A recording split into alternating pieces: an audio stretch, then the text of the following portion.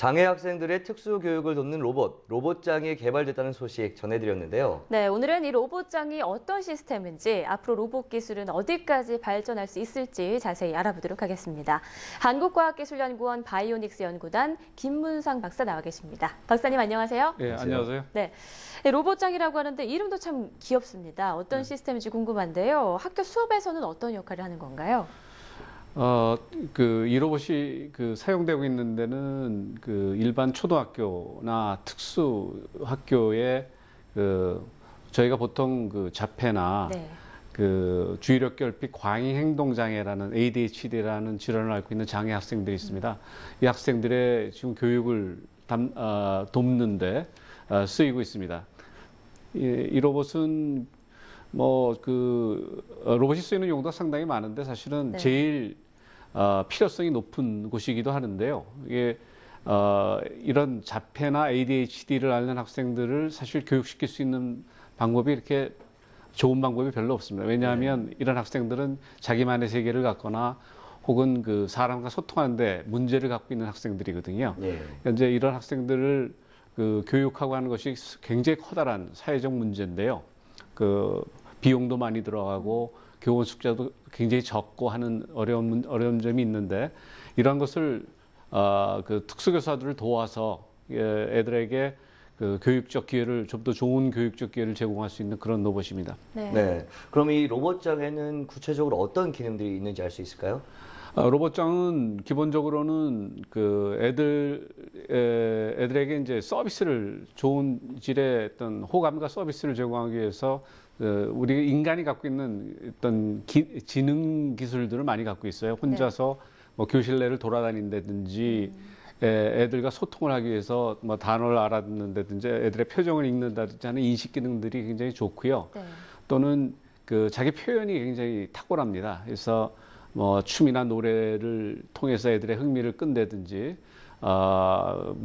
굉장히 좋은 표현을 만들어서 애들의 인기를 끈다든지 하는 그런 기능들이 굉장히 탁월한 그런 로봇입니다. 네, 지금 화면으로 나가고 있는 것만 봐도 굉장히 모양도 귀엽고요. 아이들이 좋아할 만한 그런 로봇인 것 같은데요. 특히 이제 자폐 아동들이 가장 결여돼 있고 힘들어하는 부분이 이제 사회성일 텐데 이 부분과 관련해서는 어떤 기능을 갖고 있습니까?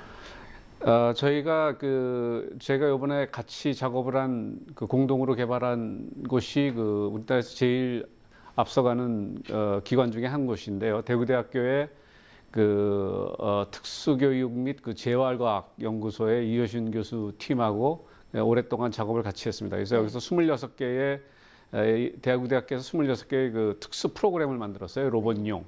로봇이 진행하는 일종의 커리큘럼이죠.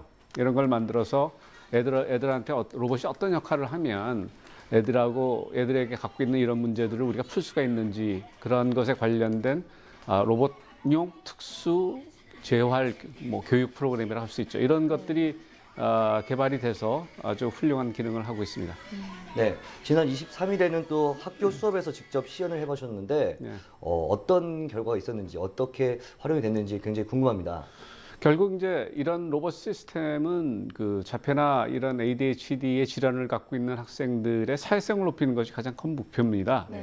혼자만의 세계에 빠져 있거나 친구의 교류에 문제를 갖고 있는 애들이기 때문에 어떻게 하면 이들의 사회성을 높일 거냐에 초점을 두고 있고요. 결국은 로봇이 이 애들의 좋은 친구입니다. 로봇장이라는 이름도 그런 의미고요. 애들의 든든한 친구의 역할을 하고 있습니다. 그래서 모르는 게 있으면 도와주고 또 그런 분위기를 살려주고 친구들 간에 매개체가 돼서 이제 왕따나 혹은 자기만의 세계에 있는 애들을 교우 관계로 끌어내주는 역할을 하는 것이죠. 이런 것을 통해서 굉장히 좋은 효과들을 많이 보고 있습니다. 네, 기존의 키스트에서 연구했던 다양한 지능 로봇 기술이 이번 로봇장에도 좀 투입이 된 걸로 알고 있는데요. 좀 어떤 기술을 바탕으로 개발이 된 건지 설명을 좀 해주시죠. 키스트는 우리나라에서 가장 커다란 연구 집단 중에 하나인데요. 로봇 쪽에. 특히 이제 지난 10년 동안 굉장히 커다란 프론티어 사업이라는 것을 진행을 했었고요. 여기서 만들어진 다양한 기술들이 있는데 특히 관련해서는 초등학교 영어교사 보조 로봇을 했었고요. 최근에는 노인들, 치매를 걱정하는 노인들의 그 뇌훈련 프로그램 같은 것을 만들었습니다. 그래서 이런 테크놀로지하고 저희들이 갖고 있는 뭐 인간형 로봇 그 키보 기술이라든가 두 발로 걷는 표현 로봇이 있고요. 그다음에 주방 일을 도와주는 주방 로봇 시로스 같은 것들의 기술들이 가장 기본적인 밑바닥을 형성을 하고 있습니다.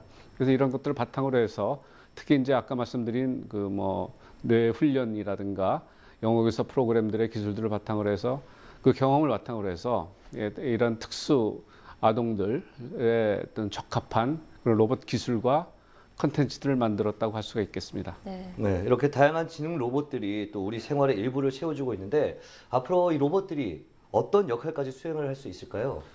로봇의 기본적인 기능은 몇 가지로 이렇게 나눌 수는 있는데요. 첫 번째는 우리가 하기 싫은 일을 대신하는 겁니다. 어려운 일들. 뭐 흔히 얘기해서 3D라고 그러는데요. 뭐 힘들고 더럽고 위험한 일을 대신하는 뭐 그건 로봇 고유의 아주 로봇만이 할 수 있는 분야가 있고요.